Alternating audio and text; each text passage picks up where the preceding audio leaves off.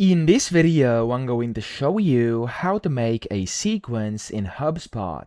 Now to do this, first you want to go to your dashboard, and then over here on the left, you want to go to the Sales tab, and you want to click on Sequences over here about in the middle.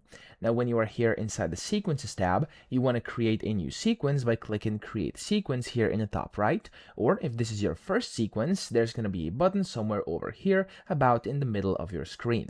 Then click on Create Sequence, and from here, first you're going to have to select what type of sequence you want to create. So it could be a dynamic, you can start from scratch, or you can start with a pre-made sequence. There's going to be a bunch of different ones. So I'm actually going to go and start from scratch over here just to show you, and then I'm going to click on Create Sequence top right.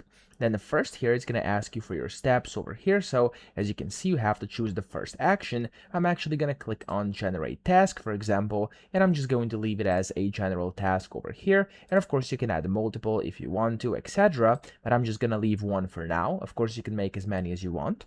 And then you want to go to Settings up here, where you can, of course, set the follow-up emails, tasks, etc. Everything can be set inside Settings. And if you want to automate as well, you can do this over here on the Automate tab.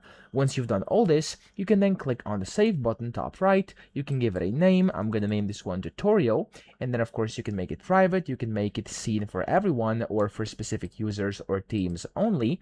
Then hit the Save button at the bottom. And that's really all you have to do to create a sequence in HubSpot. From here, you can then go and track performance. You can enroll contacts. You can go ahead and see the steps, add them, change settings, automate it, etc. Okay? So that's how to do this. I hope this video helped you out. If it did, please subscribe to the channel and help me out as well.